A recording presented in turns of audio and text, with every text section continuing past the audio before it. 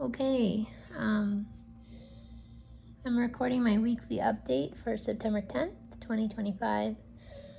I'm just holding my phone in front of my face right now, and I did write out some notes, so I'll be looking up and down just to make sure that I don't forget anything. For those of you who don't know me, my name is Jennifer Engel. I've been on hospice for 10 months due to breast cancer, which metastasized into my bones and caused nodules to form inside my lungs. And the reason I decided to go on hospice is this is the third time the cancer has recurred, and when I was doing the estrogen reduction, it hurt worse, I think, than the cancer. And so, I don't know, it's just going to keep coming back, and so I decided to just let it run its course. The number one thing that I'm having trouble with right now is breathing and energy.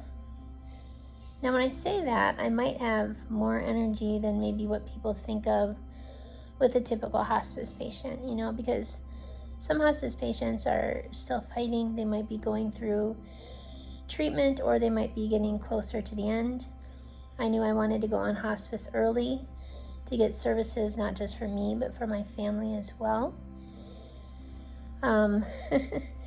And now when I say that, I might have more energy. It could also be because I'm on a lot of steroids to try to keep my lungs as open as possible. I can get oxygen. My oxygen is 98%, 97%, 96%, somewhere in there, but it's in the 90s. I like the way that my nurse said it. It just sounds like you're trying to suck the oxygen through a straw, especially when you hear the inhale. And I have also been noticing that I'm breathing a lot more through my mouth, maybe just to get more air into my system. It sounds really bad, especially if I get up and walk around. It can sound really concerning to the people around me. But I like the way that my husband says it. He looks at my face, and if my face looks more determined and not stressed, then he tries to ignore the sound and knows that I'm okay. I'm still getting the oxygen. But it can sound scary for people around me when I'm getting up and walking around. But it's good, and I tell them I need to, so that my lungs do expand, so that they don't continue to atrophy and to tighten, because that's what it is. It's just really, really tight, and it takes a lot to kind of breathe. And then when I say that I have energy, one of the things that I've started to notice is it wasn't maybe as strenuous to get up and walk around, and now I really need to think about it, psych myself up. Okay, we're gonna get up, we're gonna move. That means I need to get my breathing in sync. Let's see how long I can stand, because when I stand, I can get winded, I can get tired, and the thing that I think really keeps me off my feet the most sometimes is the breathing, but also my legs, my hips especially, can get really sore. So part of me wants to stand and walk around and everything, right, to try to keep those muscles and everything.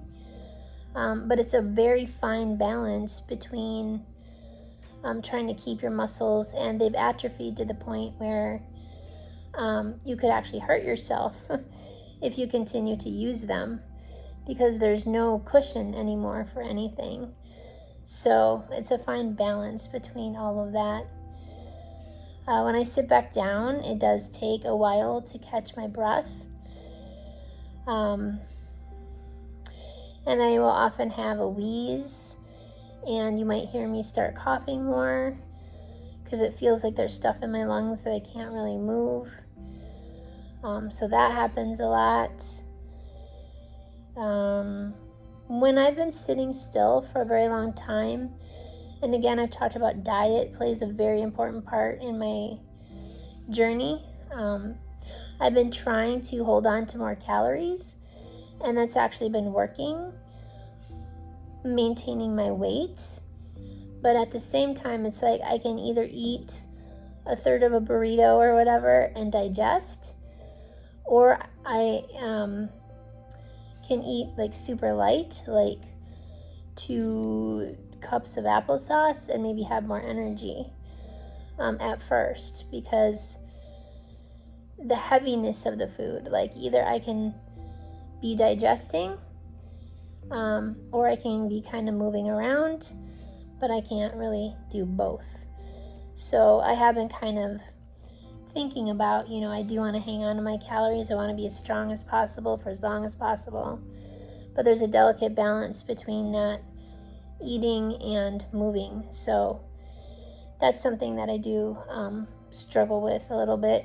A lot of times I'll have a little bit more energy in the morning, and it might tank as the evening goes on. I think I'm also fighting sleep. I think before I was comfortable just sleeping whenever, but I think as I get closer to atrophy, closer to death, I don't want to sleep. I'm kind of fighting it. Now, part of that could be that I'm on a lot of steroids. And then part of it could be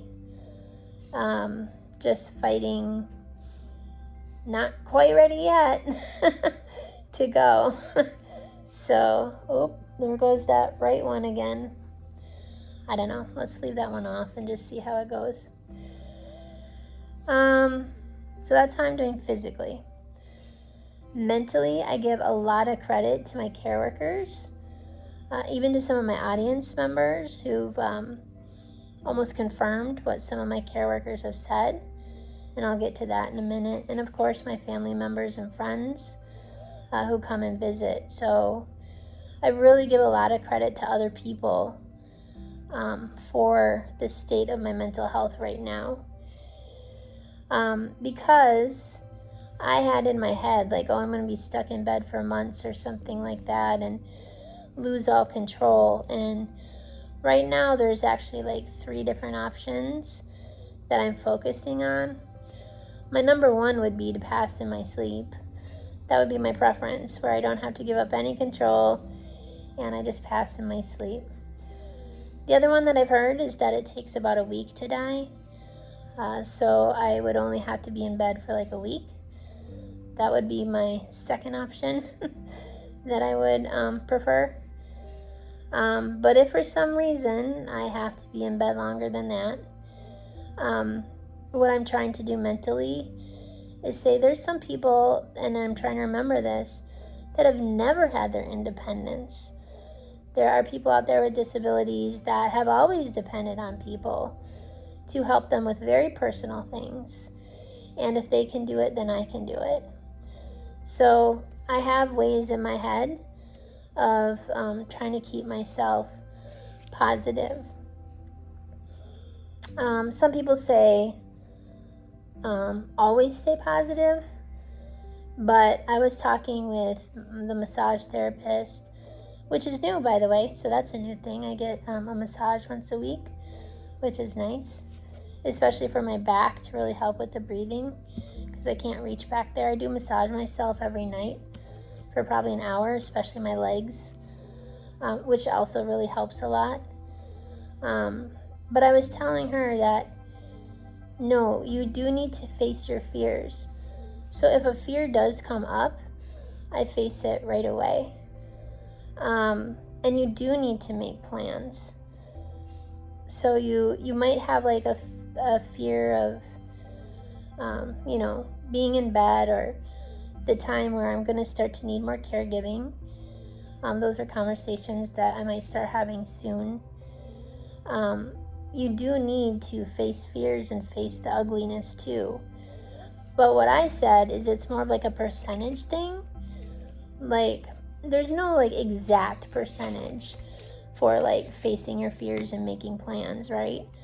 Versus being in the now moment. Because that's all we have. Now moments. This is it. the thing is, you want to face your fear and make your plans, but have that be like a lower percentage versus a higher percentage of being in your now moments and trying to be more positive about things. So that's what I try to do. It's kind of interesting that on one hand, I feel I have too much time, and on the other hand, I feel I don't have enough time. That things are getting closer. But the days are long, but the months might be short. That's kind of what I'm thinking. There's two stories that kind of help me with both of those things. If I have too much time, I found in the past that my mind could technically go into depression. Luckily, I have found that coloring keeps me in the now moment. I just have to color this space. I just have to color this space. I just have to color this space. Or crosswords, you know. So keeping myself busy with those helps me stay in the now moment. If you have, if you get overwhelmed with the amount of things that you need to do, which I haven't for a while, one of the stories that I really like is, because you don't have to be in hospice to worry about the future, right? So sometimes, I worry about the future because of this, or this, and how it's going to affect other people. But other people worry about the future because they have too much on their plate and they can't get enough done. One of my favorite stories is the Hubble spacecraft. There was an IMAX theater many years ago, and I think it might still be out there. And this astronaut had to fix and repair the Hubble Space Station. Well, imagine being in zero gravity with oven mitts, and there's hundreds of tiny little screws that could probably just float off into space, right? And he said if he thought about the whole thing, it would probably shut him down mentally. So he told himself, one turn, one screw at a time. So that's how he stayed in the now moment.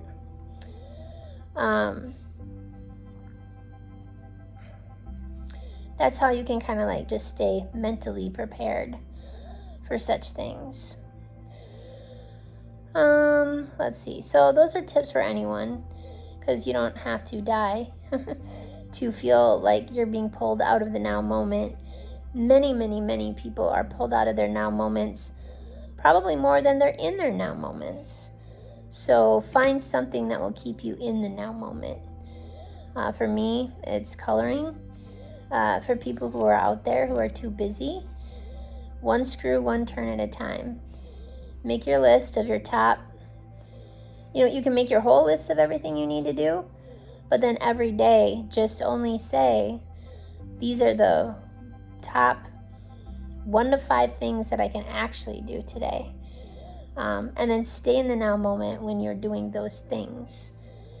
And whether that list gets done or not, the other thing that I like to say is anyone going to really die if you don't finish that list? Is the world going to end if you don't get everything off that list? Yes, you might hear negative things from people, but put on your noise canceling headphones, put on your blinders, and just knock it out. And feel proud of the things that you did get done. And try to let go of the things that you didn't get done, and any negative voices out there. So that's my tip for that. Now, they say that as you get closer to death, you kind of start curling up in your mind and going backwards. If that's the case, I'm probably in elementary school or early elementary, because all I really do is just eat, digest, color and do crosswords, and that's about it,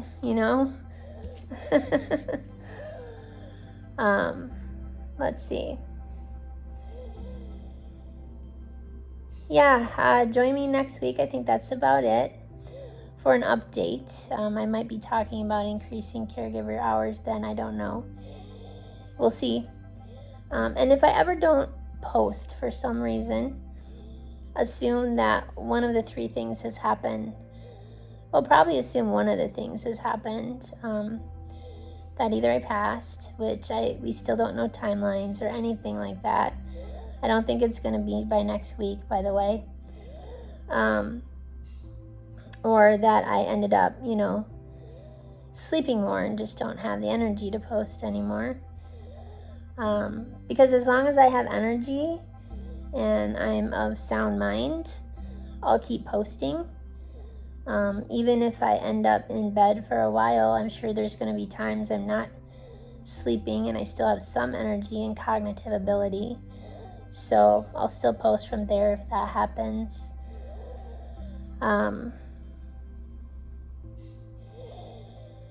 And yeah, because the other thing that I'm noticing is while I'm doing okay, I'm still atrophying. But people's prayers and well wishes, I do believe, are actually working to keep me comfortable, because I don't really need morphine a lot. I'm not really in pain. I think I do morphine like maybe 3, maybe 4 times a day, but probably not even that. And I do attribute that to prayers of comfort. So thank you very much. Keep them coming.